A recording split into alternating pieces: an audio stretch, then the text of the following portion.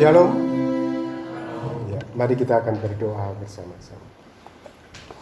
Tuhan, kami berterima kasih untuk kemurahan dan anugerah-Mu sehingga di tengah-tengah situasi seperti ini Engkau telah menolong kami untuk kami bisa melewatinya, sehingga ya Tuhan kami merasakan damai, sukacita, pertolongan di tengah-tengah tantangan. Engkau hadir di dalam hidup kami. Terima kasih. Dan sebentar kami akan bersama-sama belajar firman-Mu. Tuhan urapi setiap kami, sehingga melalui firman-Mu iman kami bertumbuh di dalam Engkau, kami mengenalkan Engkau. Tuhan berkati kami. Di dalam nama Tuhan Yesus kami berdoa. Amin. Bapak Ibu Saudara yang dikasihi oleh Tuhan, tema yang saya sampaikan hari ini saya berikan judul sifat yang Tuhan inginkan pada kita. Saya ambil dari Matius pasal 5 ayat 43 sampai dengan ayat 48. Saya mengajak kita untuk bersama-sama menyimak firman Tuhan ini. Firman Tuhan berkata, kamu telah mendengar firman, kasihilah sesamamu manusia dan bencilah musuhmu. Tetapi aku berkata kepadamu, kasihilah musuhmu dan berdoalah bagi mereka yang menganiaya kamu. Karena dengan demikian kamu menjadi anak-anak Bapamu yang di surga, yang menerbitkan matahari bagi orang yang jahat dan orang yang baik, dan menurunkan hujan bagi orang yang benar dan orang yang tidak benar. Apabila kamu mengasihi orang yang mengasihi kamu, apakah upahmu? Bukankah pemungut cukai juga berbuat demikian? Dan apabila kamu hanya memberi salam kepada saudara-saudaramu saja, apakah lebihnya daripada perbuatan orang lain? Bukankah orang yang tidak mengenal Allah pun berbuat demikian? Karena itu haruslah kamu sempurna, sama seperti Bapakmu yang di surga adalah sempurna. Amin. Bapak Ibu Saudara, sebelum kita membahas bagian firman Tuhan ini, saya mengajak kita untuk melihat beberapa foto yang saya ambil dari internet, Saudara. Foto yang pertama adalah foto ini. Nah, saya ambil saja tanpa tahu ini siapa orangnya, ya. Saudara, kalau kita lihat foto ini adalah dua orang di mana mereka lagi foto ketika mereka muda dan sekarang mereka foto dengan pose yang sama pada usia yang tua. Jadi saudara bisa lihat dari sini kita bisa melihat ini bagaimana kasih yang mereka pertahankan bisa sampai masa tua.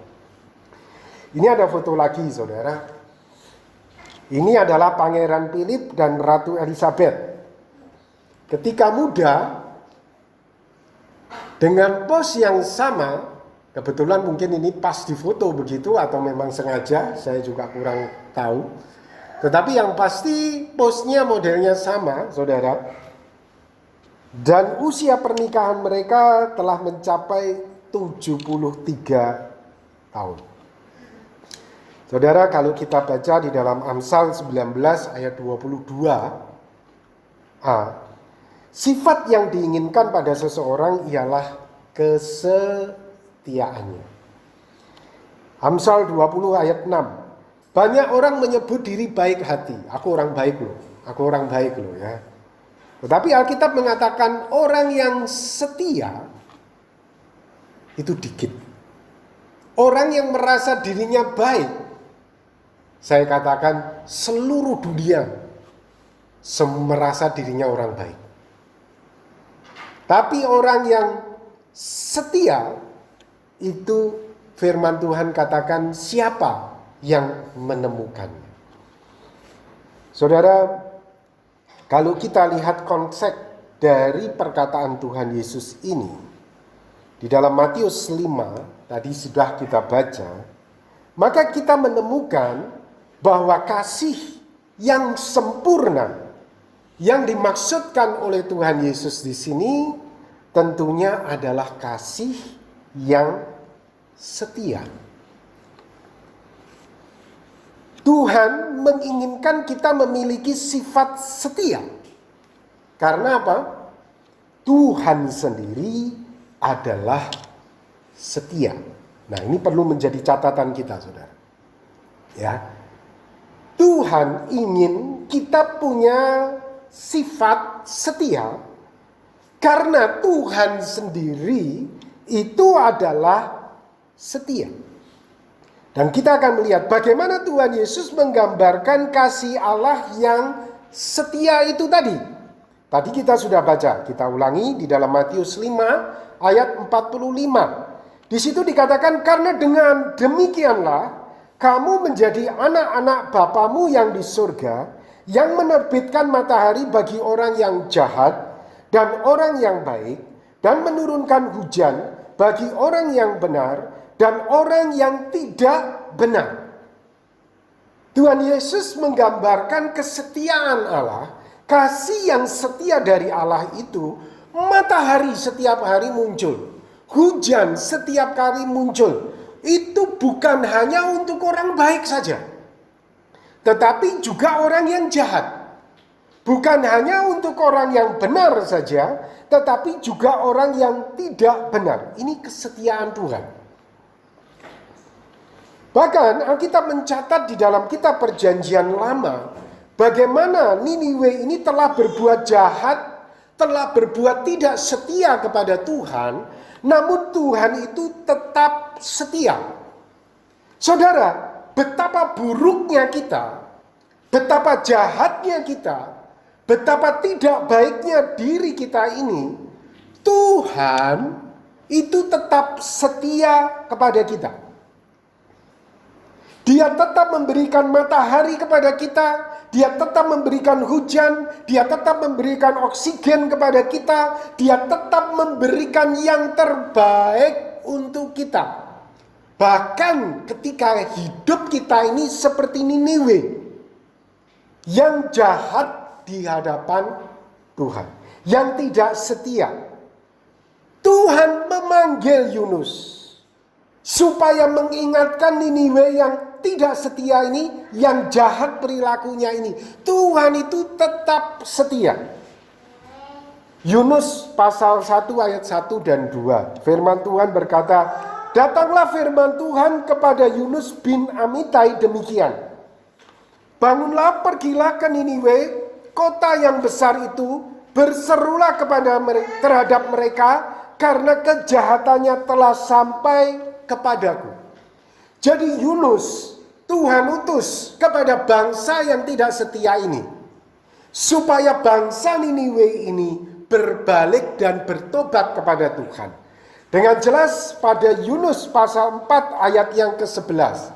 Firman Tuhan berkata, bagaimana tidak aku sayang kepada Niniwe, kota yang besar itu, yang berpenduduk lebih dari 120.000 orang, yang semuanya tak tahu membedakan tangan kanan dari tangan kiri, dengan ternak yang banyak. Jadi kita melihat, Bapak Ibu Saudara, seberapa buruknya diri kita, seberapa jahatnya kita. Jadi jangan heran Bapak Ibu Saudara kalau melihat, orang itu curang tapi diberkati Tuhan. Orang itu jahat tapi kok Tuhan masih kasih kelancaran. Saudara, betapa buruknya kita, betapa jahatnya kita, saudara. Tuhan itu tetap setia. Tuhan itu tetap setia. Di dalam 2 Timotius 3 ayat 13. Jika kita tidak setia, dia tetap setia. Karena dia tidak dapat menyangkal dirinya. Dan puncak kesetiaan Allah itu adalah peristiwa Tuhan Yesus datang sebagai manusia untuk menyelamatkan kita dengan cara mati di atas kayu salib, menebus dosa orang-orang di seluruh dunia ini. Baik orang baik maupun orang tidak baik, orang benar maupun tidak benar, Dosanya dihapuskan di dalam Yesus Kristus. Itu puncak kesetiaan Allah kepada kita. Di dalam Yohanes 3 ayat 16, di situ dikatakan, karena begitu besar kasih Allah akan dunia ini. Kesetiaan Allah besar akan dunia ini, sehingga ia telah mengaruniakan anaknya yang tunggal, supaya setiap orang yang percaya kepadanya tidak binasa, melainkan beroleh hidup yang kekal. 2 Petrus pasal 3 ayat yang ke-9. Tuhan tidak lalai menepati janjinya, sekalipun ada orang yang menganggapnya sebagai kelalaian. Tetapi ia sabar terhadap kamu. Perhatikan, ia sabar terhadap kamu. Ini menggambarkan kesetiaan Allah kepada kita. Karena ia menghendaki supaya jangan ada yang binasa. Tuhan tidak ingin satupun orang di dunia ini binasa. Betapa buruk dan jahatnya kita, Tuhan tidak ingin kita binasa. Oleh sebab itu Allah setia. Tuhan mau supaya semua orang berbalik dan bertobat. Wow, ini luar biasa. Bahkan ketika Tuhan Yesus sebelum naik ke surga, Tuhan Yesus berjanji menyediakan rumah di surga bagi semua orang yang percaya. Ini bukan hanya bagi orang baik dan tidak baik, tapi bagi semua orang yang telah berbalik kepada Tuhan, yang percaya kepada Yesus. Di situ dikatakan, janganlah gelisah hatimu, percayalah kepada Allah, percayalah juga kepadaku. Di rumah Bapakku banyak tempat tinggal. Jika tidak demikian, tentu aku mengatakannya kepadamu. Sebab aku pergi ke situ untuk menyediakan tempat bagimu. Wow, luar biasa. Dan apabila aku telah pergi ke situ dan telah menyediakan tempat bagimu, aku akan datang kembali dan membawa kamu ke tempatku, supaya di tempat di mana aku berada, kamu pun berada. Saudara, Tuhan menyediakan surga bagi semua umat manusia. Perhatikan, ini kesetiaan Allah bagi orang yang dulunya jahat ini tadi. Bagi orang yang dulunya sadis ini tadi. Ketika dia berbalik kepada Tuhan, dia bertobat kepada Tuhan, Tuhan menyediakan rumah di surga bagi orang-orang ini. Sekarang mungkin menjadi pertanyaan kita. Kalau memang kasih Allah itu setia kepada semua orang, baik jahat maupun baik, baik benar maupun tidak benar, mengapa sampai ada orang yang binasa? Saudara, ini perlu menjadi catatan kita. Perhatikan saudara, manusia binasa bukan karena Allah tidak setia, namun manusianya ini loh yang tidak setia. Oleh sebab itu Tuhan ingin kita menjadi setia, sama seperti Tuhan adalah setia. Jadi saudara, kalau ada manusia binasa, itu bukan berarti Allahnya yang berubah. Allahnya yang tidak setia, tidak. Dia tetap setia. Seburuk apapun, sejahat apapun kita, dia tetap setia. Tetapi ketika manusia itu sampai binasa, itu karena manusianya yang tidak setia. Nah, sekarang saudara, Tuhan ingin kita yang tidak setia itu menjadi setia, supaya kita beroleh keselamatan itu tadi. Supaya kita beroleh rumah di surga itu tadi. Allah setia walau kita tidak setia. Sekarang yang Tuhan inginkan pada kita, saudara, kita itu setia walau Allah tampak tidak setia. Nah, itu saudara. Kesetiaan kita ini justru diuji ketika Allah itu tampak tidak setia kepada kita.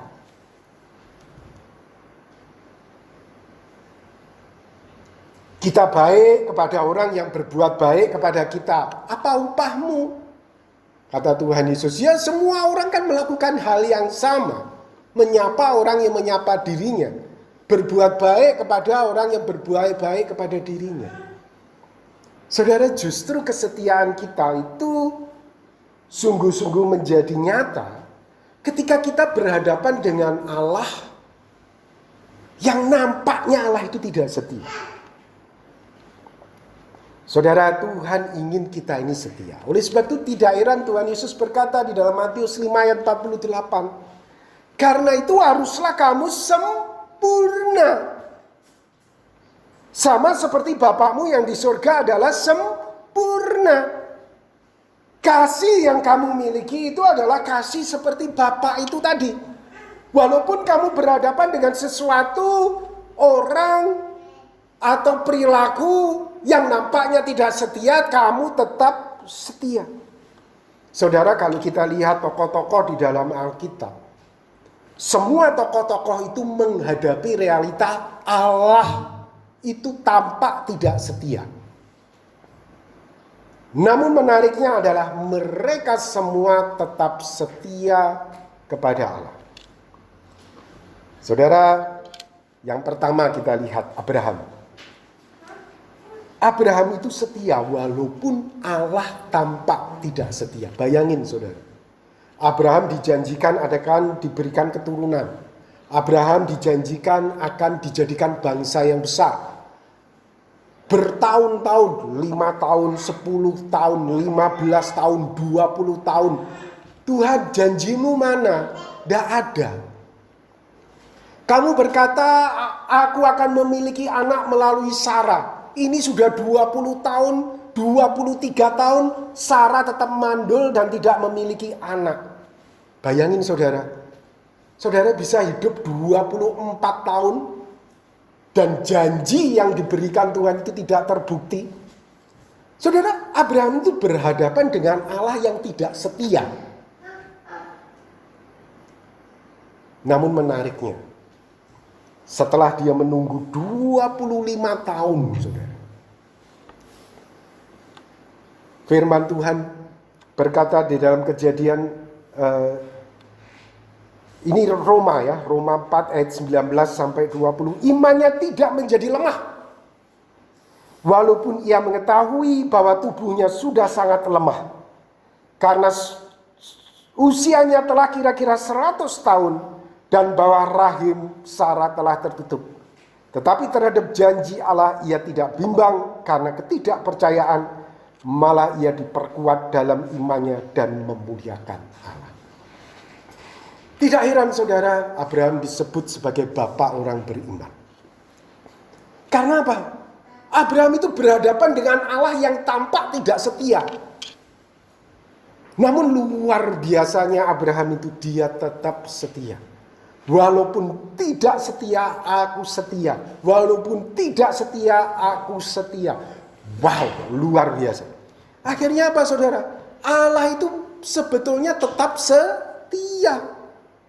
Hanya nampak saja tidak setia.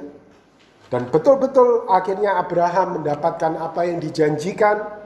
Dia memiliki anak melalui Sarah. Tuhan jadikan dia bangsa yang besar. Keturunannya saudara sesuai dengan janji Tuhan kepada Abraham. Saudara, sama juga dengan Daud. Daud bukan berarti dia setia. Dia menyaksikan bahwa Allah itu selalu setia. Oh tidak saudara. Daud juga sering kali kalau kita lihat di dalam Mazmur yang dia tulis. Di dalam doa-doanya sering kali kalau dia berdoa bagaimana? Tuhan, berapa lama lagi kesusahan ini? Berapa lama lagi penderitaan ini aku harus tanggung? Saudara, salah satu Mazmur yang ditulis oleh Daud. Di dalam Mazmur pasal 13. Di situ dikatakan, berapa lama lagi Tuhan kau lupakan aku terus menerus? Berapa lama lagi kau sembunyikan wajahmu terhadap aku? Berapa lama lagi aku harus menaruh kekhawatiran dalam diriku dan bersedih hati sepanjang hari? Berapa lama lagi musuhku meninggikan diri atas aku? Tetapi jawab Daud apa? Pada ayat 6. Tetapi aku, kepada kasih setiamu aku percaya. Saudara, Daud ini lagi bergumul. Tuhan, kamu kok tidak nolong aku, kamu melupakan aku, kamu kok lama tidak setia. Tuhan, walaupun kamu seperti itu, tetap aku ini percaya. Wah, ini luar biasanya Daud. Saudara, seringkali Daud itu berhadapan dengan situasi Allah itu tampak tidak setia. Namun pada akhir hidupnya, dia pada akhirnya bisa menyaksikan. Dahulu aku muda, kata Daud. Sekarang telah menjadi tua, tidak pernah aku melihat orang benar itu ditinggalkan. Dia menyaksikan Allah itu setia. Contoh lain lagi, saudara. Sadrah, Mesah, Abednego setia. Walau Allah tampak tidak setia. Suatu hari Sadrah, Mesah, dan Abednego tidak mau menyembah patung dari Nebukadnezar. Raja marah dan memerintahkan 3 orang ini untuk dilemparkan ke dalam dapur api. Apa tanggapan dari Sadrah, Mesah, dan Abednego? Di dalam Daniel pasal 3 ayat 17-18, jika Allah kami yang kami puja sanggup melepaskan kami, maka ia akan melepaskan kami dari perapian yang menyala-menyala itu dan dari tanganmu, ya Raja.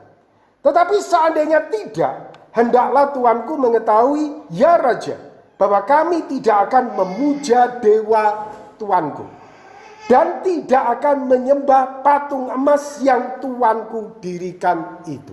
Wow, luar biasa saudara, Sadrah, Mesah, dan Abednego ini. Sekalipun Tuhan itu tidak setia, aku, kata Sadrah, Mesah, dan Abednego, tetap setia.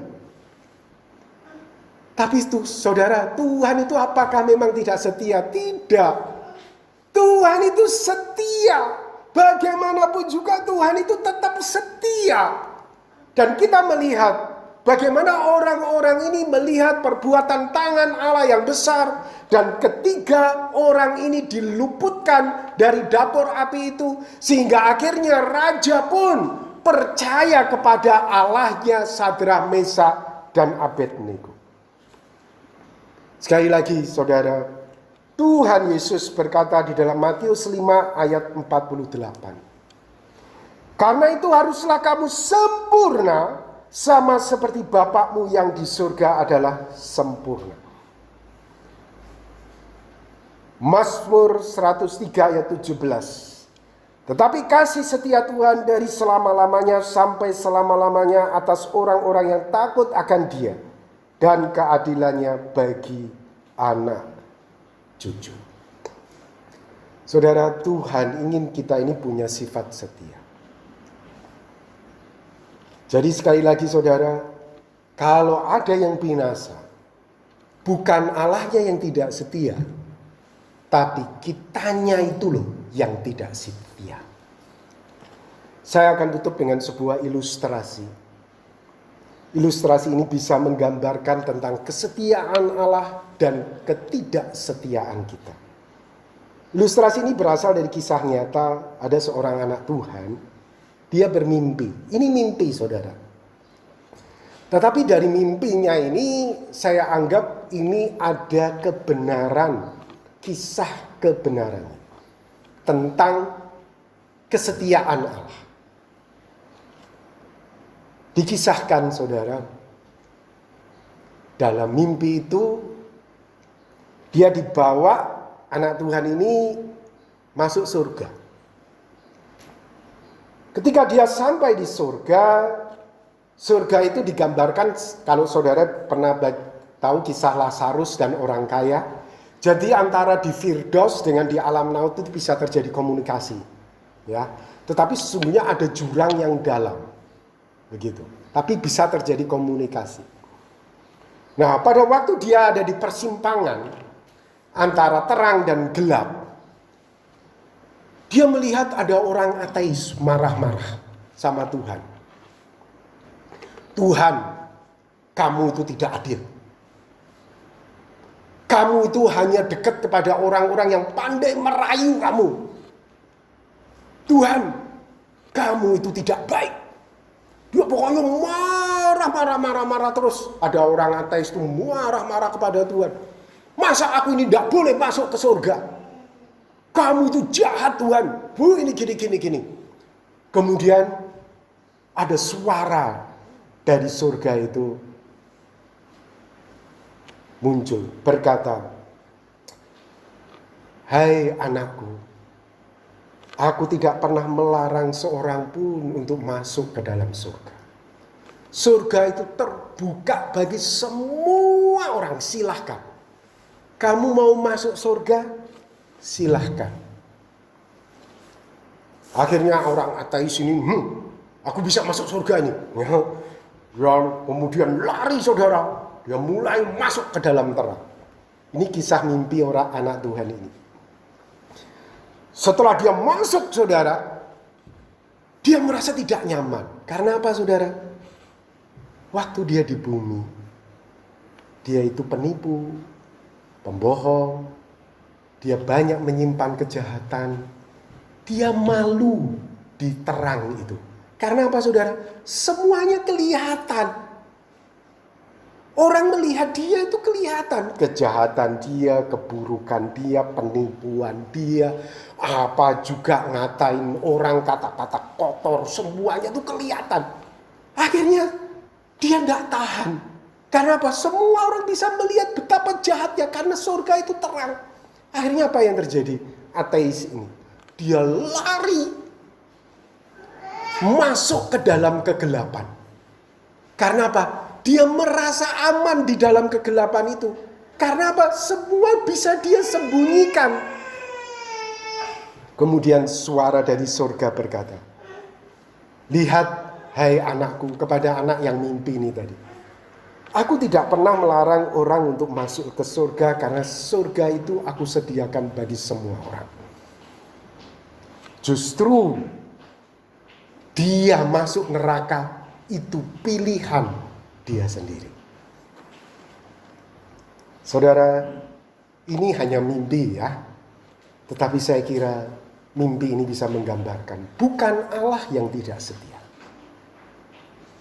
tapi kita itu yang tidak setia.